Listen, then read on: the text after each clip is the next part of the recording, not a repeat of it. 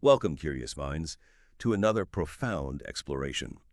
Today we're diving deep into, well, humanity's ancient yet utterly enduring quest for the divine. That universal yearning for peace, security, and well-being. It's a journey that's shaped cultures, beliefs, individual lives, really, across millennia, and it's surprisingly relevant to your everyday, maybe more than you think. Our fascinating source material for this deep dive comes from an ancient Buddhist discourse, the Tevijja Sutta. We're pulling out key insights from its introduction and the discourse itself. This isn't just some dusty old text. Think of it like a living conversation. Offers a powerful mirror to our own spiritual quests. Absolutely. And our mission today really is to unpack how the Buddha engaged with the Brahmins of his time. These Brahmins were, primarily seeking union with Brahma. We'll explore what fundamental aspects of their traditional understanding he gently but firmly challenged, and crucially, what alternative, transformative path he offered instead. What's truly profound here, I think, is how this ancient text speaks so directly to universal questions. Questions about spirituality, about self-discovery. They resonate even today. It actually offers a practical pathway. Yeah, and we're going to uncover some maybe surprising facts and insights that might just challenge some common assumptions. Assumptions about what a religious path or spiritual attainment truly means. Okay. Okay, let's unpack this. So our story begins in the ancient kingdom of Kosala. The exalted one, the Buddha, was journeying with a large group of his followers. And they arrived at this Brahmin village called Manasakaya. He set up camp near the river, just north of the village. Now, Manasakaya wasn't just any village. It was home to many distinguished and wealthy Brahmins. We're talking prominent figures like Kanki, Taruka, Pulkarasadi. This was really the heart of the established religious elite at the time. Right. And it's vital to grasp the context of these Brahmins. They belonged to the highest caste, often served as priests. And their ultimate aspiration, this quest for union with Brahma, that was their highest ideal. They believed it represented absolute security, eternal peace, ecstatic bliss. Convinced that Brahma was entirely beyond the law of causation. This was their ultimate escape, really. An escape from impermanence. Exactly. From the impermanence of human life, or even those lower divine realms, which they kind of intuitively sensed were transitory. Okay, so into this very traditional setting, we find our central conflict. Two young Brahmins, Vasiha and Bharadvaja, they were out for a walk, thinking, debating, deeply debating what the true path to union with Brahma actually was. Each one was championing the way taught by a different respected teacher, but neither could convince the other. A complete impasse. And what's fascinating here is the significance of their disagreement and, importantly, their decision to go to the Buddha for a resolution. This really highlights the prevailing tolerance in Eastern religious climates back then. Open dialogue, seeking wisdom from diverse sources. It seems to have been quite common. Which stands in contrast to some other traditions, maybe. Well, it certainly contrasts with certain historical religious contexts, which sometimes emphasized, dogmatic adherence over open inquiry. These Brahmins approached the Buddha with immense respect. They recognized his high reputation, arahat, fully enlightened one, abounding in wisdom and goodness. They were genuinely searching. And the Buddha's approach to their dilemma, it's really remarkable. Instead of just immediately refuting their beliefs, he engages them, a series of incisive questions, almost like a Socratic dialogue, wouldn't you say? Very much so. He asks Vasiyad directly, has any Brahmin or any of their teachers, even going back 7 generations, or even the ancient rishis, the revered authors of the Vedas, has any of them ever seen Brahma face to face? Wow. You could almost feel the weight of that question landing. And Vasiyad's consistent answer again and again is no. This forces the Brahmins to admit this critical lack of direct experience, or even inherited knowledge based on experience. So the profound takeaway is, it immediately raises that crucial question. How can you credibly teach a path to something that neither you nor anyone you trace your lineage to has ever actually seen or known? it's like the ultimate show me the evidence for your spiritual path. Pretty much. Trust but verify, maybe, especially for your inner journey. Then the Buddha introduces his first really powerful analogy. He describes a string of blind men all clinging to each other, where not a single one from the first to the last can actually see. Just think about that image for a moment. What's he really saying about knowledge just passed down without direct experience? Well, connecting this to the bigger picture, the Buddha is suggesting their talk about Brahma is essentially blind talk. It's based on tradition, on hearsay, not direct knowledge, like a group of blind people being led by someone who is also blind. So it's not just critiquing a belief. No. He's laying bare the fundamental flaw of any spiritual quest based purely on inherited tradition without personal verification. It's quite a shocking truth when you frame it like that. And just when you think he's made his point with that, he brings in another striking comparison. He says, look, Brahmins can clearly see the moon and the sun, right? They pray to them, praise them, worship them, but they still can't point the way to union with the moon or the sun.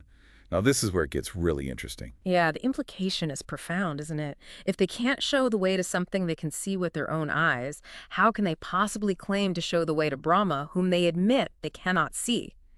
This further exposes what the Buddha considers the foolish talk of their traditional claims. It's a complete disconnect, really. A disconnect between the goal and any verifiable means to get there. Exactly. He then uses two more really vivid parables to drive this home. First, this man who longs for and loves the most beautiful woman in the land. But when you ask him about her, he knows nothing. Not her name, her family, what she looks like, not even where she lives. And second, a man busy building a staircase up to a mansion. But, he has no idea where the mansion actually is or even what it looks like. And the shared point of these parables is just the stark absurdity of it all. Pursuing a goal or claiming deep knowledge about something that is entirely unknown and unseen, it really pushes the Brahmins to critically examine the very basis of their beliefs, their aspirations. It's like an intellectual gut punch. Okay, so he's dismantled the knowing part, but then he goes further, right? Using another image about action. Yes, he lays out an even more practical challenge, this time with a river. He describes a man standing on one side of a full overflowing river. He desperately wants to cross, but instead of, building a raft or finding a bridge, he just stands there invoking the further bank, just shouting, "Come hither, O further bank, come over to this side." Which is obviously not going to work. Precisely. And the Buddha's application is direct and cutting. Just as the riverbank won't move by mere invocation, Brahmins who skip the practice of genuine Brahmanical qualities and instead adopt non-Brahmin practices, well, they can't achieve union with Brahma simply through prayer and praise and rituals. So it highlights this gap between just going through the motions, the ritualistic action, and actual spiritual transformation. Exactly. It's not about what you say or the rituals you perform, but about what you do, what you become. He then uses two more river analogies, deepening the challenge. First, a man on the near bank wanting to cross, but he's bound tightly, arms behind his back, strong chain. And then another man, covered head to toe, lying asleep on the near bank, also wishing to cross. These sound like metaphors for some serious internal struggles. You've got it. Let's unpack them. The strong chain, the Buddha says, represents the 5 things leading to lust. That's forms, sounds, odors, tastes, and touch, the objects of our senses. He calls these a chain, a bond. He points out that the Brahmins, by clinging to these, are infatuated, attached. They don't see the danger, don't know how to escape. But the crucial insight here is, it's that sense perception itself isn't the problem, it's neutral. It's the lustful attachment to the sense objects that creates the bondage. okay, so that's the chain. What about the man covered and asleep? That represents the 5 hindrances. These are big ones in Buddhist thought. Worldly lusts, ill will or hatred, torpor and sloth, that heavy laziness, flurry and worry restlessness, and finally, doubt. The Buddha calls these veils, hindrances, obstacles, entanglements, things that deeply obstruct the mind. He uses some strong comparisons for how these feel, right? Very strong. Yeah. He likens being caught in these states to being in debt, being diseased, being in prison, being a slave, or being lost on a dangerous desert road. Veiled and entangled by these, the Brahmins, he asserts, simply cannot achieve union with Brahma. Think of them as mental quicksand. Worldly desires, anger, sluggishness, constant worry, that nagging self-doubt. Yes, and he wasn't just listing them, he was showing how they feel like being trapped, sick, or lost. It's visceral. So what this all boils down to is, the Buddha is illustrating this profound disconnect, a fundamental mismatch between the Brahmins' current state, how they're living and thinking, and the very qualities they attribute to Brahma. It's not just that their beliefs were unproven, but their actions, their inner state, was completely out of sync with the ideal they were chasing. Is that the crux of it? You've hit on it perfectly. It was about congruence or, well, the severe lack of it. The Buddha directly compares Brahma's characteristics being free from wives and wealth, free from anger, unburdened, pure, self-mastered. He compares those with the Brahmins' actual lives. They possess wives and wealth, they exhibit anger, they're burdened, impure, lack self-mastery. So there's no common ground. He concludes there's simply no concord in likeness. Therefore, the Brahmins' traditional knowledge, their threefold wisdom, he deems it a pathless jungle, a waterless desert, and perdition. Wow, that's a truly damning indictment. Yeah. Now, after such a powerful dismantling of their traditional views, the young Brahmins, Vasita and Bharadvaja, they must have been alarmed. They finally asked the Buddha directly, okay, do you know the way to union with Brahma? The tension must have been palpable. Mm-hmm. And the Buddha's response is remarkably confident, no hesitation. He declares that he knows Brahma, he knows the world of Brahma, and he knows the path to it. As intimately, he says, as someone born and raised in a village knows every road leading to it. He even goes further, stating he knows it as one who has entered the Brahma world and has been born within it. That's a statement of absolute direct personal experience. No hearsay there. None at all. So the Buddha then begins to outline his teaching, his path, starting with the concept of a Tathagata, a Buddha being born into the world, fully awakened, proclaiming truth, showing the higher life in all its purity. Like a clean slate, a new beginning offered. Exactly. And the initial step on this path, as the Buddha details it, involves a profound realization for the householder, realizing that full of hindrances is household life, a path defiled by passion. This understanding often leads to the choice to leave worldly things behind, to embrace the homeless state of a recluse, a monk, or nun. Now, is this about denouncing family life itself? Not necessarily denouncing it for everyone, but recognizing the specific, demanding requirements of a path dedicated to constant mindfulness and self-discipline. Those things are indeed very difficult for someone immersed in the responsibilities and distractions of household life. Okay, so for someone who takes that step, becoming a recluse, the Buddha walks through foundational practices. First up is good conduct, abstaining from killing, stealing, unchastity, lying, slander, harsh speech, frivolous talk. Sounds straightforward, but what's the emphasis here? What makes it different from just a list of rules? The emphasis is on the inner motivation. It's driven by compassion and kindness, not fear of external rules or punishment. It's about cultivating a habit of virtue that flows naturally from a purified mind.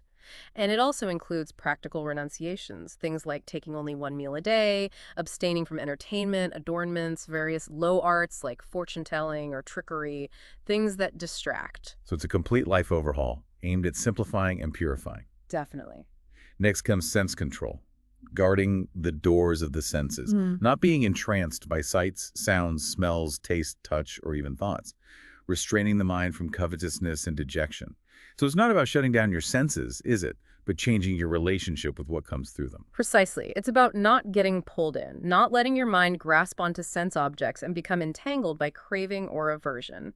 This directly tackles those chains of lust we talked about earlier, the ones binding the man by the river. Got it. Then mindfulness and full awareness, being self-possessed in his actions in every daily activity, walking, looking, eating, speaking, making the body an object of observation, detaching the sense of I from the physical self, recognizing the body as just an instrument. This sounds incredibly deep. It is. It's about inhabiting your body fully, observing it constantly, rather than letting it run on autopilot, driven by habit and reaction. This practice helps us overcome that man-covered and asleep state, that mental fog. And finally, contentedness. Yeah.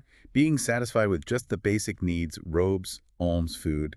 Carrying one's needs simply, like a bird carries only its wings when it flies. A beautiful image. It is. And these foundational practices, virtue, sense restraint, mindfulness, contentment, they directly address and overcome those obstacles the Buddha highlighted. This is the general cleansing, clearing away the coarse layers of filth, which are essentially those chains of covetousness and attachment. And the result? An immediate sense of unalloyed ease and happiness, a truly clean slate, a solid, unshakable foundation within yourself. Okay, so once that foundation is built, the coarser impurities are dealt with. The Buddha moves to the finer impurities, those 5 hindrances. He teaches how to put these away. Hankering after the world, lusts, corruption of hate, ill temper, sloth and torpor, flurry and worry and doubt. If the first set were the obvious coarse dirt, these hindrances sound like the deep-seated mental gunk that really slows you down, right? Exactly. They're the more subtle but powerful internal obstacles. And when these hindrances are put away, the result is profound. One feels, as the text says, freed from debt, rid of disease, out of jail, a free man and secure. That's incredibly freeing imagery. It leads to an inner gladness, then joy, which brings a deep sense of ease throughout one's whole being. This culminates in a happy, calm mind that finds concentration naturally. And this stage, of course, includes the development of deep meditative absorptions, the jhanas, which offer a very real foretaste of that Brahmanic bliss the Brahmins were seeking. So the mental quicksand is removed, allowing true clarity. And this path culminates in what the Buddha calls the heart's liberation. That sounds incredibly powerful. What does that involve? In this culmination, the practitioner, the bhikkhu, lets their mind pervade the entire world, above, below, all around, everywhere, with thoughts of love that's metta, with pity or compassion karuj, with sympathetic joy mudita, and with equanimity upakko. These are described as qualities that become far-reaching, grown great and beyond measure, boundless. So it's about cultivating these positive, universal states of mind. Exactly. And it's this cultivation of boundless benevolence and goodwill that truly aligns the practitioner's qualities with those attributed to Brahma. Here's the real insight, maybe the mic drop moment. The Buddha's path shows that true union with the divine, or achieving that ultimate state. It isn't about looking externally for some mythical figure. It's about cultivating these boundless qualities within yourself. This is what genuinely makes one a Brahmin in the truest sense. And it's at this point the Buddha makes that powerful declaration. Verily this is the way to a state of union with Brahma. It completely reframes union, not as merging with an external being, but as embodying those divine qualities internally. Precisely. So let's circle back and compare. How does the bhikkhu, the monk who follows this path, actually stack up against the qualities of Brahma? Well, the bhikkhu is now free from wives and wealth, free from anger, unburdened, pure in mind, and self-mastered. Mirroring Brahma's qualities perfectly. And because of this profound agreement and likeness, the Buddha concludes that the bhikkhu, after death, can indeed become united with Brahma or attain that state. This represents a huge paradigm shift, away from external ritual and inherited tradition, towards a pathway of deep internal transformation. A path that's actually achievable. Yes, realizable not through, super terrestrial or supernatural means, but through psychological, ethical, and metaphysical development within oneself. It's an internal alchemy. And the impact on Vasiha and Bharadvaja, the two young Brahmins, they were deeply moved, it says, expressed profound gratitude. And they immediately took refuge in the Buddha, the truth, the Dhamma, and the brotherhood, the Sangha, becoming his disciples. What a transformation. You can almost feel their relief, their excitement at finding a path that made sense, one they could actually walk. Yeah. It emphasizes that this profound state is achievable without getting lost in speculation about the supernatural. The focus is squarely on psychological, ethical, and you could say metaphysical development within your own being. It's about becoming the ideal you seek. We've really taken a profound journey today through this Tevijja Sutta. We've seen how the Buddha masterfully shifted the conversation from, superficial understanding and just relying on tradition to a path of deep personal transformation through ethical conduct, sense control, mindfulness, and ultimately this boundless universal compassion. It's actually a very pragmatic spiritual path when you look at it. It really is. And this ancient discourse, therefore, offers us, even today, a powerful invitation, the path to the divine, or perhaps just to that ideal of ultimate peace and well-being you aspire to. It's not found by looking externally for some mythical creator or force.